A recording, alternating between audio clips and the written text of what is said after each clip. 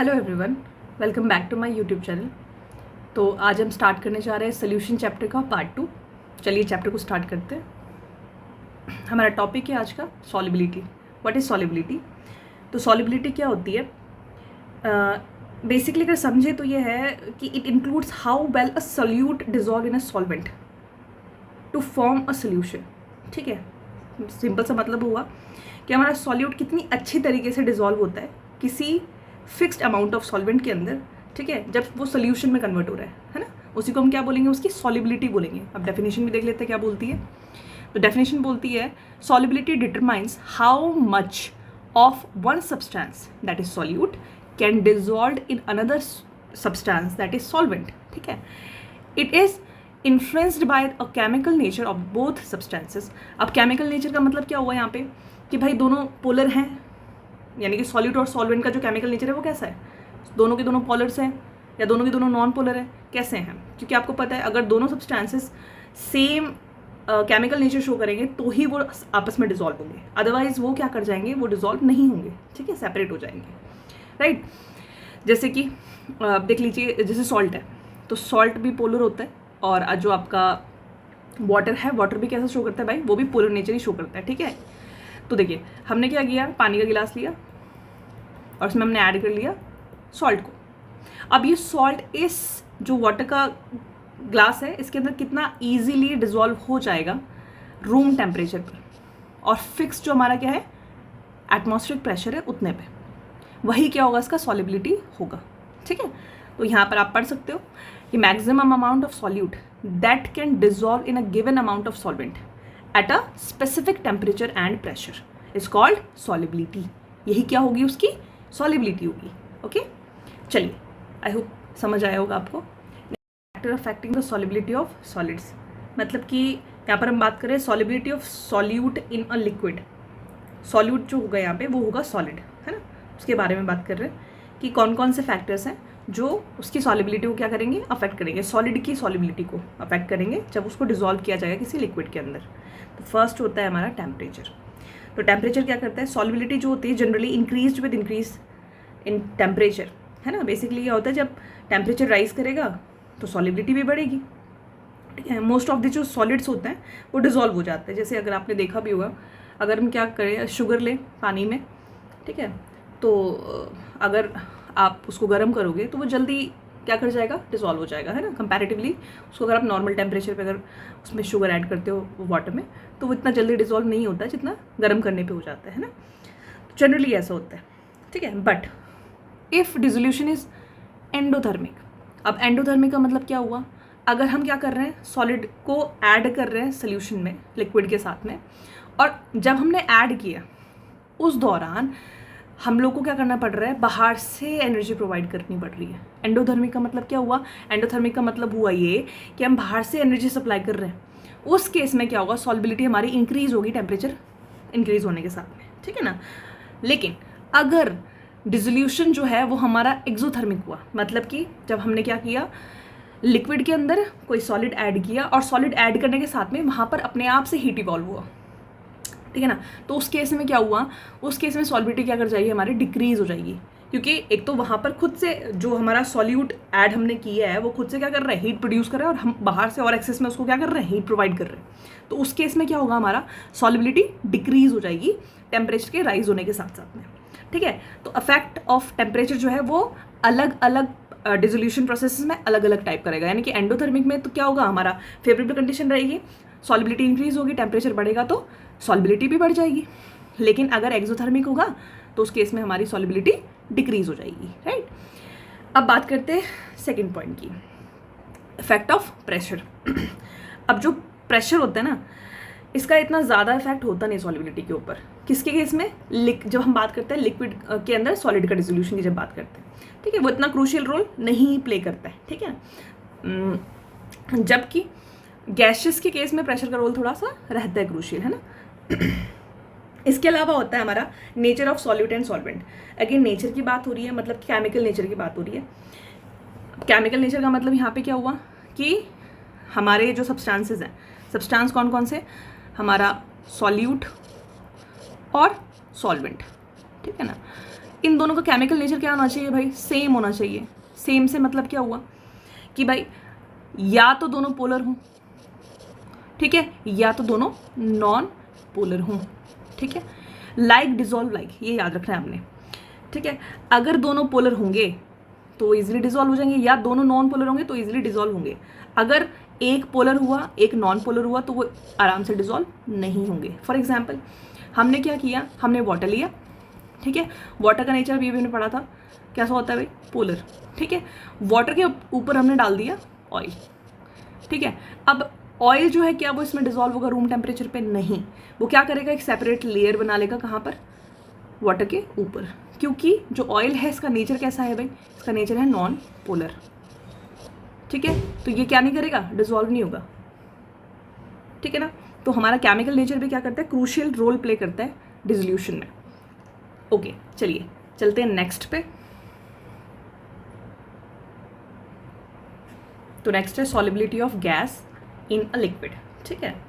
अब जैसे हमें पता है कि जो गैसेस होती है इसको हम क्या कर सकते हैं, कंप्रेस कर सकते हैं, है ना। कंप्रेस कर सकते हैं, इसीलिए इसके ऊपर जो है टेम्परेचर का और प्रेशर का थोड़ा अलग तरीके से इम्पैक्ट पड़ता है। तो चलिए पढ़ते हैं इसके बारे में।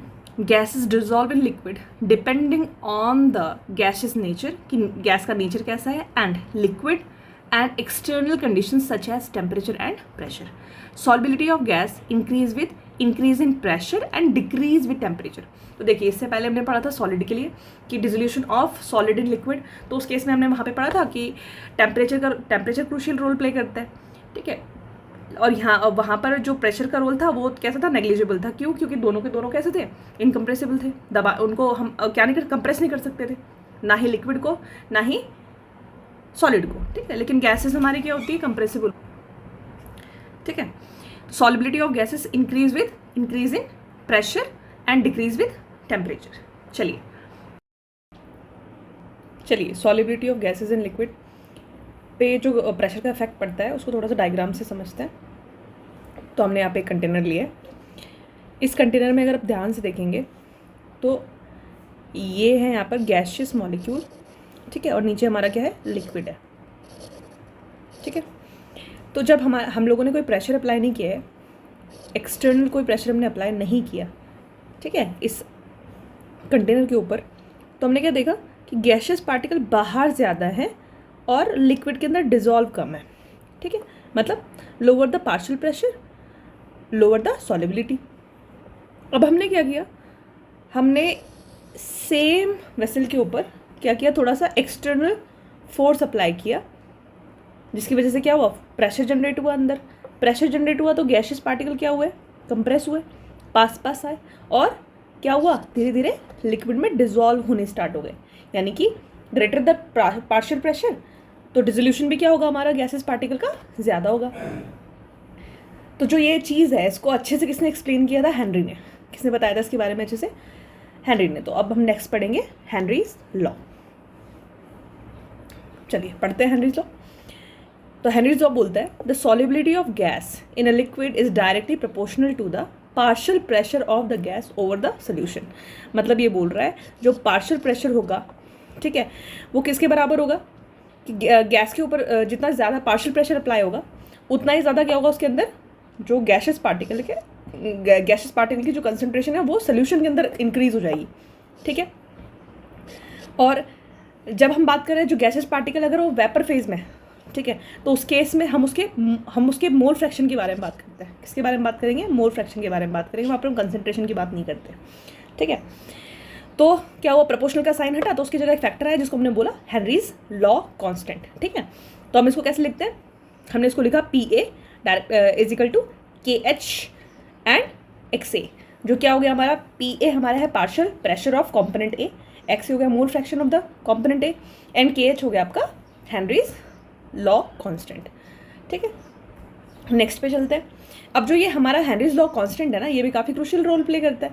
जैसे हम जो KH की वैल्यू को हम कैसे निकाल सकते हैं, तो अगर हम पार्शियल प्रेशर और मोल फ्रैक्शन के बीच में ग्राफ प्लॉट करें तो हमारे को एक स्ट्रेट लाइन मिलती है, और जो स्ट्रेट लाइन है ये हमें KH की वैल्यू बताती है, ठीक है। अगर KH की वैल्यू ज़्यादा है, ठीक है, तो उस केस में हमारा अगर KH ज़्यादा है तो ये क्या होता है, KH अगर हमारा ज़्यादा है, ये इन्वर्सली प्रोपोर्शनल होता है सॉल्युबिलिटी के,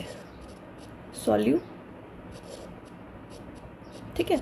मतलब कि अगर KH ज़्यादा है तो सॉल्युबिलिटी कम होगी, अगर KH की वैल्यू कम है तो सॉल्युबिलिटी ज़्यादा होगी, ठीक है। और different gases have the different KH values at the same temperature. अलग अलग जो गैसेज होती हैं उसकी KH की वैल्यू सेम टेम्परेचर पे क्या हो सकती है, अलग अलग हो सकती है ना। चलिए नेक्स्ट पे चलते हैं।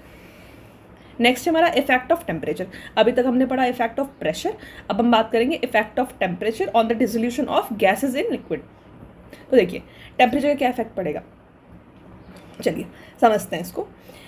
तो यहाँ पर हमारे पास अगेन डायग्राम है, तो डायग्राम में अगर आप ध्यान से देखेंगे, ठीक है, यहाँ पे लिखा है लो टेम्परेचर। लो टेम्परेचर जब है, ठीक है, तो उस केस में अगर आप ध्यान से देखोगे लिक्विड के अंदर जो हमारा गैस है CO2 उसका कंसंट्रेशन ज़्यादा है और बाहर पे यहाँ पर CO2 का कंसंट्रेशन क्या है हमारा, कम है, ठीक है, बाहर पे CO2 कम है। लेकिन जैसे ही टेम्परेचर राइज किया तो सॉल्यूशन से निकल के, यानी कि जो हमारा लिक्विड है इससे निकल के जो गैसेस पार्टिकल है वो कहाँ, वो सरफेस के ऊपर ज़्यादा आके इकट्ठे हो गए यहाँ पे, ठीक है। और सॉल्यूशन के अंदर क्या हो गया, CO2 का कंसंट्रेशन कम, यानी कि अगर टेम्परेचर इंक्रीज करेगा तो डिसोल्यूशन घटेगा, ठीक है, और अगर टेम्परेचर क्या होगा, डिक्रीज करेगा तो डिसोल्यूशन बढ़ेगा। ये भी क्या होगा हमारा, इन्वर्सली प्रोपोर्शनल होगा किसके, सॉल्युबिलिटी के, ठीक है। तो सॉल्युबिलिटी ऑफ गैसेस क्या होती है, decrease with increase in temperature, क्योंकि ये कैसा प्रोसेस है, ये एक एक्सोथर्मिक प्रोसेस है। इसी की वजह से सॉल्युबिलिटी क्या करती है टेम्परेचर के साथ साथ में, अगर टेम्परेचर इंक्रीज करेगा तो सॉल्युबिलिटी डिक्रीज कर जाएगी, और टेम्परेचर डिक्रीज करेगा तो सॉल्युबिलिटी इंक्रीज करेगी गैसेस पार्टिकल की विद लिक्विड। चलिए नेक्स्ट पे चलते हैं। अब बात करेंगे हम application of the Henry's law. तो अपने पास में एप्लीकेशंस है। फर्स्ट एप्लीकेशन है soft drinks and soda bottles के अंदर, यानी कि जितनी भी हमारी क्या है कार्बोनेटेड ड्रिंक्स हैं उनके बारे में बात करेंगे। तो कार्बोनेटेड ड्रिंक्स में यूजुअली CO2 हमारा डिजॉल्व होता है। देखिए जब तक जो CO2 है, जब तक क्या होगा, बॉटल के अंदर आपका बॉटल का ढक्कन बंद है ना, बॉटल बंद है तो मतलब कि वहाँ प्रेशर क्या है, इंटैक्ट है, तो उसके अंदर CO2 क्या है हमारी ढंग से डिजॉल्व है। जैसे ही हमने बॉटल की कैप को क्या किया, खोला, तो वहाँ पर क्या होगा, प्रेशर रिलीज हो जाएगा और CO2 क्या कर जाएगी, बॉटल से बाहर आ जाएगी, है ना। जैसे ही प्रेशर आप क्या करोगे, वहाँ से प्रेशर को रिलीज़ करेंगे, ढक्कन को खोलेंगे, तो हमारा क्या हो जाएगा, CO2 बबल्स की फॉर्म में क्या कर जाएगा, बाहर निकल जाएगा, ठीक है। तो जैसे अभी हमने पढ़ा ही था प्रेशर का कि अगर प्रेशर ज़्यादा होगा तो डिसोल्यूशन क्या होगा हमारा, ज़्यादा होगा CO2 का, अगर प्रेशर कम होगा तो डिसोल्यूशन क्या हो जाएगा भाई, कम होगा, ठीक है। नेक्स्ट है application of the Henry's law. Second है हमारा scuba divers and the bends, है ना। स्कूबा डाइवर्स हमारे क्या करते हैं भाई, ओशंस में, सीज में क्या करते हैं, डाइव करते हैं, ठीक है। अब यहाँ पर होता है कि ये अपने साथ में एक सिलेंडर लेके चलते हैं ना, ठीक है, ऑक्सीजन सिलेंडर लेके चलेंगे। अब देखिए जो सी सरफेस है ना, यहाँ पे तो आपका जो प्रेशर है वो नॉर्मल है, लेकिन जैसे जैसे स्कूबा डाइवर्स बॉटम की तरफ मूव करना स्टार्ट करते हैं, प्रेशर क्या होता है, इंक्रीज़ होना स्टार्ट करता है। और हेनरीज लॉ में हमने पढ़ा था जैसे जैसे प्रेशर इंक्रीज़ होगा वैसे वैसे जो गैसेस होंगी, डिज़ोल्व होंगी जो गैसेस, वो क्या करेंगी, धीरे धीरे लिक्विड के साथ में और भी ज़्यादा डिज़ोल्व होनी स्टार्ट हो जाएंगे, ठीक है। तो यहाँ पर अगर आप ध्यान से देखोगे, ठीक है, तो जो नाइट्रोजन है, क्योंकि नाइट्रोजन गैस ज़्यादा होगी सिलेंडर के अंदर, है ना, तो ये जो नाइट्रोजन गैस है ब्लड स्ट्रीम के साथ में क्या करने हो जाएगी, ब्लड स्ट्रीम के साथ में धीरे धीरे मिलना स्टार्ट कर देगी। तो ब्लड स्ट्रीम के साथ में जब ये मिलेगी, ठीक है, कब, जब हाई प्रेशर होगा, धीरे धीरे जो ये स्कूबा डाइवर्स है जैसे ये ऊपर आता है ना, अब जब सरफेस पे पहुंचेगा, सरफेस से वापस से प्रेशर हमारा क्या हो जाएगा, नॉर्मल, ठीक है, प्रेशर डिक्रीज हो जाएगा। प्रेशर जब डिक्रीज होगा तो ब्लड स्ट्रीम से वापस से जो नाइट्रोजन है ये क्या करेगी, बाहर निकलनी स्टार्ट हो जाएगी। अब जो हमारी कैपिलरीज हैं उससे जब ये बाहर निकलती है तो बबल्स की फॉर्म में बाहर निकलती है। इसकी फॉर्म में बाहर निकलेंगी, बबल्स की फॉर्म में, और जो ये बबल्स की फॉर्म में N2 बाहर निकलेगी ब्लड से, ये क्या करेगी, ये ऑब्स्ट्रक्शन क्रिएट करती है, जो ब्लड का फ्लो है उसमें ऑब्स्ट्रक्शन क्रिएट करेगी, जो क्या हो सकता है, बहुत ही ज़्यादा डेंजरस हो सकता है ना। इसी को हम लोग बेंड बोलते हैं, ठीक है।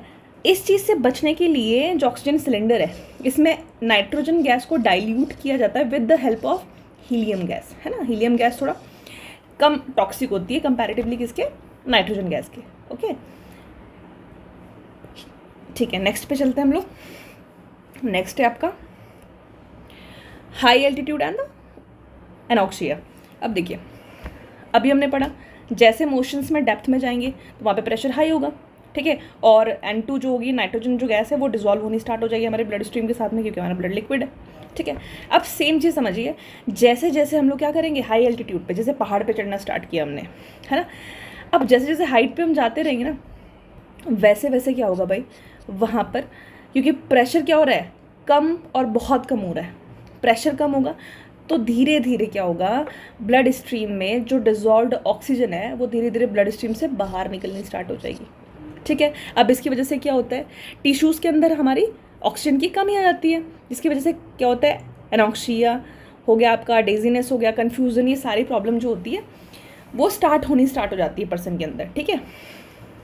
इसीलिए जो माउंटेन क्लाइंब करता है वो अपने साथ में क्या करते हैं, एक ऑक्सीजन सिलेंडर कैरी करके चलते हैं, ताकि ये प्रॉब्लम उनको फेस ना करनी पड़े, ठीक है। तो जो आज का हमारा वीडियो था वो यहीं पे हम ख़त्म करते हैं। नेक्स्ट वीडियो में हम कवर करेंगे अपना नेक्स्ट टॉपिक, राउल्स लॉ, ठीक है। तब तक के लिए थैंक्स फॉर वॉचिंग। और अगर आपको वीडियो अच्छी लगी हो तो आप प्लीज़ लाइक कीजिए, शेयर कीजिए एंड सब्सक्राइब कीजिए, and thank you so much. मिलते हैं नेक्स्ट वीडियो में।